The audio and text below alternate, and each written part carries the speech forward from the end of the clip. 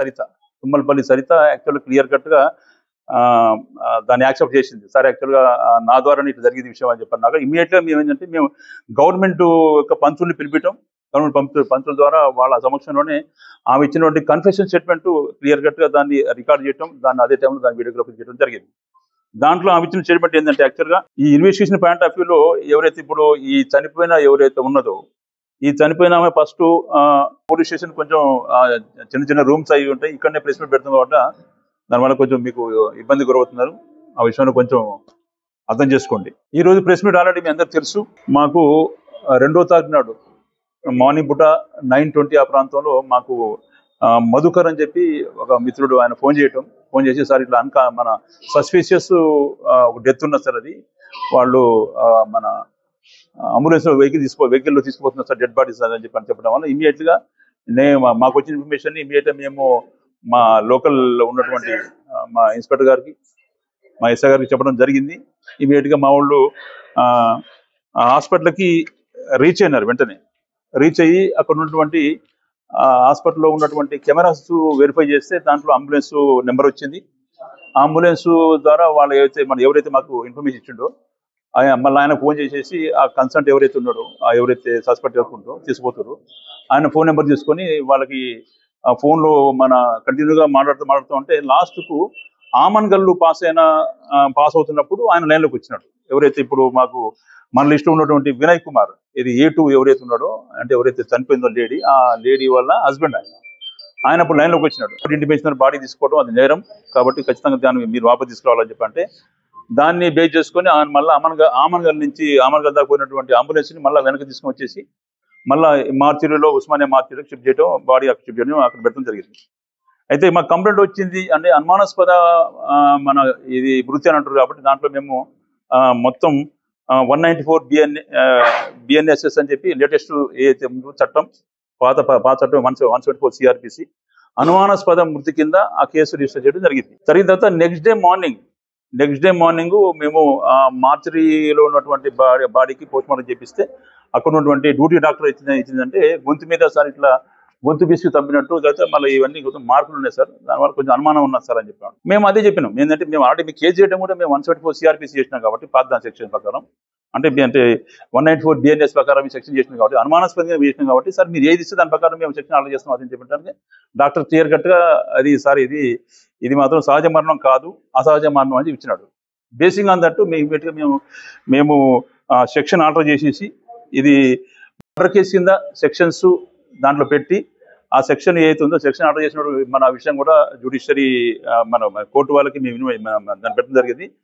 ఈ 194 BNSS section నుంచి 103, 238, 249 dead with 3 Class 5 ఆ BNS చాదగఢ్ పొజిషన్ మన పొజిషన్లో సెక్షన్ వాళ్ళు యాడ్ చేసేసి దానికి పెట్టడం జరిగింది. అంటే 103 అంటే మన పాత చట్టాల ప్రకారము మర్డర్ కేసు స్టేట్ అవి 302 కింద వస్తుంది కాబట్టి ఆ సెక్షన్ ఆర్డర్ చేసినాం. ఇమీడియట్గా ఏంటంటే ఇక్కడ మన ఉన్నటువంటి వాళ్ళ హస్బెండ్ ఎవరైతే చనిపోయిందో వాళ్ళ హస్బెండ్ వినయ్ని ప్లస్ మళ్ళీ వాళ్ళ హస్బెండ్ వాళ్ళ అక్క సరిత అని చెప్పి తుమ్మలపల్లి సరిత, దాంతోపాటు వాళ్ళ హస్బెండ్ ఎవరైతే చనిపోయిందో వాళ్ళ హస్బెండ్ వాళ్ళ అన్న కొడుకు నిహాల్ ఎలియాస్ బిట్టు, వాళ్ళ ముగ్గురు కూడా విచారణ నిమిత్తం వాళ్ళని కస్టడీ తీసుకోవడం జరిగింది. ఈ రోజు మార్నింగ్ వాళ్ళ ఇంటికాడ ఉన్నట్టు మన ఇన్ఫర్మేషన్ రాగానే మాకు వాళ్ళని అరెస్ట్ చేయటం, దాంట్లో క్లియర్ కట్గా మన ఇంట్రాగేషన్ చేయగా దాంట్లో క్లియర్ కట్ వాళ్ళు జరిగిన విషయాన్ని వాళ్ళు యాక్సెప్ట్ చేయడం. దాంట్లో ఎవరైతే ఉన్నదో ఈ తుమ్మలపల్లి సరిత అంటే ఇప్పుడు చనిపోయిన ఎవరైతే లేడీ ఉన్నదో ఆ చనిపోయిన లేడీ పేరు మూగల శిరీష.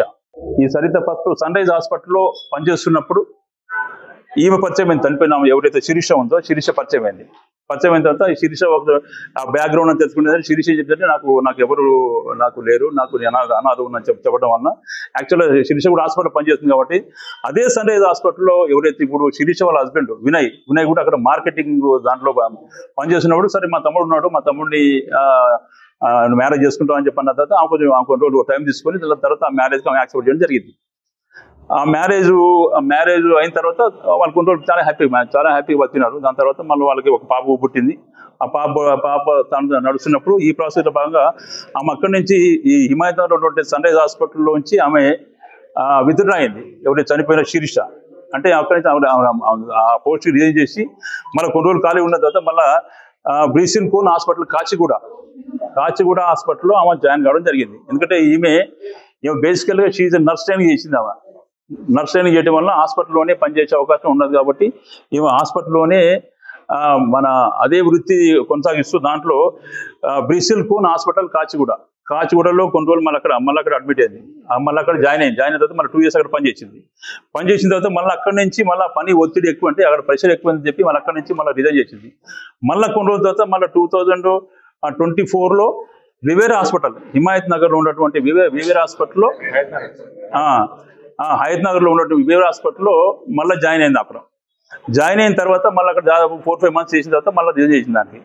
అయితే ఇప్పుడు ఎవరైతే ఈ సరిత ఉన్నదో ఎవరైతే ఇప్పుడు ఈ అమ్మాయిని ఇప్పుడు చంపిందో ఈ సరిత ఏమంటుందంటే అదే విషయంలో ఇద్దరి మధ్య రప్చర్ అయింది. ఇప్పుడు 1-3-2025 నైట్ 23:40 నైట్ 20:40 అవర్స్లో ఈ A1 ఎవరైతే సరిత కాను ఈ చనిపోయిన లేడీకి అక్కడ రప్చర్ అయింది. రప్చర్ ఎందుకు ఏంటంటే నువ్వు మాటికి నువ్వు అక్కడ జాబ్ చేస్తావు ఇక్కడ జాబ్ చేస్తావు నేను రిజైన్ చేస్తాను, మరి ఏంది కారణం ఏంది అంటే నీకు ఒక స్టెబిలిటీ ఉండదా అని చెప్పని అన్నప్పుడు ఆ మాట మీద ఇద్దరి మధ్యన బాగా రప్చర్ అయింది. రప్చర్ అయినప్పుడు నీ చరిత్ర నాకు తెలుసు అని చెప్పనగానే ఆమె ఉంటుంది నీ చరిత్ర నాకు తెలుసు, నీ బ్యాక్గ్రౌండ్ మొత్తం నాకు తెలుసు అని చెప్పి ఎవరైతే చనిపోయిన అమ్మాయి ఎవరైతే చంపిందో సరిత మీ హస్బెండ్ ఇక్కడ లేడు, అంటే ఈ సరిత వాళ్ళ హస్బెండ్ ఒమాన్లో ఉంటాడు. ఈ సరితకు పిల్లలు లేరు. హస్బెండ్ ఒకరు ఉండటం వల్ల ఈమె కూడా ఏంటంటే కొంచెం మెంటల్ డిప్రెస్ అయ్యి అప్పుడప్పుడు ఏంటంటే ఇంజక్షన్ నిద్రపడ్డాక ఈ మత్తు ఇంజక్షన్ వేసుకుంటూ ఉంటుంది, ఇంజక్షన్ క్యారీ చేస్తూ ఉంటుంది ఎప్పుడైనా. కాబట్టి నీ చరిత్ర మొత్తం నాకు తెలుసు ఎవరు ఉంటున్నావు అని చెప్పి అన్నప్పుడు ఇక కొంచెం బాగా రప్చర్ అయిన తర్వాత సరే ఇక అప్పుడు ఆమె ఏంటంటే ఇప్పుడు ఆమెను కొడతాం, చంప మీద గట్టి కొడతాం, గొంతు పెట్టి ఆ గొంతు మీద గట్టి ఇట్లా వచ్చిన తర్వాత ఇక అయిపోయిన తర్వాత మళ్ళీ ఆమె గట్టి తోసేసింది. తోసేసిన తర్వాత కింద పడిన తర్వాత ఇక మళ్ళీ ఎవరు వాళ్ళు వెళ్ళిపోయిన తర్వాత మళ్ళీ వచ్చి మళ్ళీ సారీ చెప్పిన తర్వాత మళ్ళీ ఏంటంటే ఇక ఇద్దరు అయిన తర్వాత నెక్స్ట్ డే మార్నింగ్ మాడతాం నీ సంగతి చెప్తా అని చెప్పి అన్న తర్వాత ఎవరు రూమ్లో వాళ్ళు వెళ్ళిపోయిన తర్వాత ఎవరైతే చనిపోయిందో శిరీష అక్కడ నాకు కొంచెం అనీ అనిపిస్తుంది, నాకు నిద్రపడితే తనలోకి వస్తుంది అది అని చెప్పంటే ఈమె దగ్గర ఎప్పుడు ఈమె క్యారీ చేస్తుంటుంది కదా మెడాజోలం ఇంజక్షన్, మత్తు ఏదైతే ఇంజక్షన్ ఉందో ఆ మత్తు ఇచ్చేసిన అంటే నీ దగ్గర అప్పుడప్పుడు ఉంటుంది కదా నాకు నిద్రపడలేక అది వేయక అని చెప్పి అంటే ఈమె అప్పుడు యాక్చువల్లీ అది కొంచెం వాటర్లో కలిపి దాని ద్వారా ఇవ్వాలి. ఈమె ఆల్రెడీ మనసులో పెట్టుకుంది అంటే నా గురించి మొత్తం రేపు పొద్దున నెక్స్ట్ డే మార్నింగ్ అందరూ చెప్తా ఉంటుంది కాబట్టి ఖచ్చితంగా నా హస్బెండ్కి ఇవన్నీ తెలిసే అవకాశం ఉంటుంది కాబట్టి ఖచ్చితంగా ఇవన్నీ తీసేయాలని ఉద్దేశంతోనే ఆమె హై డోసు 5 cc అంటే హై డోస్ ఉంటుంది, అది డైరెక్ట్గా ఆమెకి అది ఇంజెక్ట్ చేయడం జరిగింది. ఇంజెక్ట్ చేసిన తర్వాత ఆటోమేటిక్ ఏంటంటే అది హై డోస్ కాబట్టి ఆ మత్తులోకి వెళ్ళిపోయింది. మత్తులోకి వెళ్ళిపోయిన తర్వాత ఈమె ఆల్రెడీ మనసులో ఉండేది ఎట్టి వల్ల నెక్స్ట్ డే మార్నింగ్ నా ఫ్యామిలీ అంతా రప్చర్ అయితే తీసుకొని ఆమె మత్తులో ఉన్నప్పుడు ఈమె పోయి ఏంటంటే ఆ పిల్లోకి ఇల్లు పెట్టి పొత్తేసింది. ఆ మత్తులోనే ఆమె చనిపోవడం జరిగింది. ఆ పిల్లో పెట్టి గట్టిగా ఊపిరాడకుండా చేయడం వల్ల శ్వాస ఆగిపోయిన తర్వాత అసలు ఆ విషయం ఏంటంటే ఆమె ఎప్పటిలాగానే మళ్ళీ బెడ్ మీద పడుకున్నట్టు అట్నే చేసేసి బెడ్ అది కప్పేసిన తర్వాత ఆ ముందు రూమ్ లో ఏమంటే ఉన్నటువంటి వినయ్ కుమార్ ప్లస్ మళ్ళీ ఎవరైతే అది యాక్చువల్ ఏంటంటే ఇప్పుడు ఎవరైతే మధుకర్ ఉన్నాడు వాళ్ళ మేనమామకి అది ఆ పాయింట్ ఆఫ్ వ్యూలోనే స్టేట్మెంట్ రికార్డ్ చేయడం జరిగింది.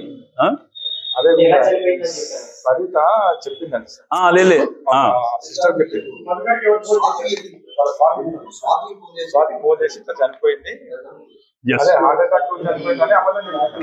అంటే అది నమ్మిస్తానికి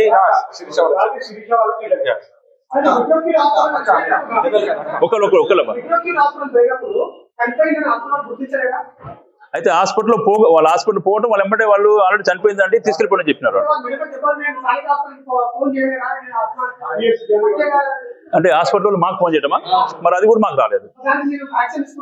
ఎస్ అంటే ఇప్పుడు ఏంటంటే ఒక నిమిషం, ఇప్పుడు ఉద్దేశం ఏంటంటే ఇప్పుడు వాళ్ళని అరెస్ట్ చేసినా కాబట్టి వితిన్ 24 hours వాళ్ళు ప్రొడ్యూస్ చేయాలి కాబట్టి వాళ్ళు ప్రొడ్యూస్ చేస్తున్నాము.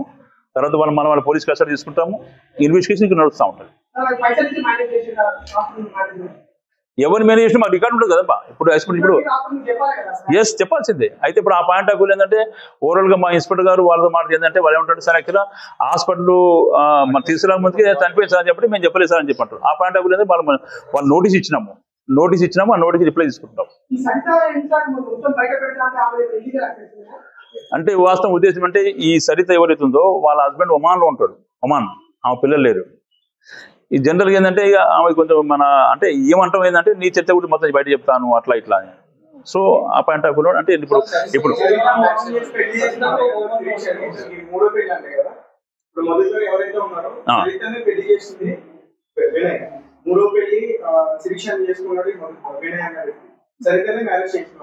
రైట్. ఆ విషయంలో నిన్నటి నుంచి మేము కూడా మీ సోషల్ మీడియాలో బాగా అంచనా నడుస్తుంది. ఆ పాయింట్ ఆఫ్ వ్యూలో ఇంతకుముందుకు ఎవరైతే మా కంప్లైంట్ వస్తుందో మన మధుకర్ వచ్చి నేను చెప్పిన అలాంటి మీ దగ్గర ఏమన్నా ఎవిడెన్స్ ఉంటే మాకు చూపించండి. ఇంకోటి ఏంటంటే పోలీస్ ఇన్వెస్టిగేషన్ పాయింట్ ఆఫ్ వ్యూలో అథెంటిక్గా మేము చెప్పాలంటే కంపల్సరీ రికార్డింగ్ ఉంటేనే చెప్తాం మేము. ఇప్పుడు ఫర్ ఎగ్జాంపుల్ యాక్చువల్ ఇప్పుడు ఇది డాక్టర్ చెప్పంగానే ఇమీడియట్గా మేము ఆ పాయింట్ ఆఫ్ వ్యూలో తీసుకుంటూ పోలీస్ ఎస్ఓపి ప్రకారము ఏదైతే సిడిఆర్లు కానివ్వండి, రూట్లో ఉండే సీసీ కెమెరాస్ కానివ్వండి, అన్ని లింకప్ అన్ని సీన్కి లింకప్ అయినాకనే మేము అది అథెంటిక్గా మేము ఎస్టాబ్లిష్ చేస్తాం. అంటే ఓవరాల్గా ఇది 2-3 పెళ్లిళ్ళు అదే చెప్పి అది కూడా మేము ఇన్వెస్ట్ చేస్తాం. ఎందుకంటే ఇప్పుడు ఛార్జ్ షీట్ ఇంకా ఫైల్ చేయలేదు, ఇది రిమాండ్ కాబట్టి ఈ పాయింట్ ఆఫ్ వ్యూలో ఇప్పటి వరకు క్లియర్ కట్ వీళ్ళు ఎస్టాబ్లిష్ అయ్యారు కాబట్టి ఆ పాయింట్ ఆఫ్ వ్యూలో మేము ఇప్పుడు సుమారు వాళ్ళు చేసిన మిస్టేక్ ఏంటంటే ఇది చెప్పగానే ఇమ్మీడియట్గా వాళ్ళు పోలీస్ చెప్తే వాళ్ళు అక్కడికి వాళ్ళ నిజాయితీ బయటపడేది. కాకపోతే అంటే ఇప్పుడు మిత్రుడు చెప్పినట్టు అది మాయం చేసే ఉద్దేశంతోనే 100% ఉద్దేశం అంటే దాన్ని ఏంటంటే దాన్ని సింపుల్గా దాన్ని క్లోజ్ చేద్దాం ఉద్దేశంతో తీసుకుపోతాం. అంటే వాళ్ళు ఏంటంటే అక్కడ తీసుకున్నాక మేము ఇది యాజ్ పర్ ది క్రిస్టియన్ దాని ప్రకారం మనం పొంద పెడదాం అనుకున్నాను. లేదు అది మనకి వాళ్ళకి అంటే వీళ్ళంతా క్రిస్టియన్స్ కాబట్టి ఆ బాక్స్లో పెడతారు కదా, ఆ పాయింట్ ఆఫ్ వ్యూలో అది చేద్దామని చెప్పి ఆ పాయింట్ ఆఫ్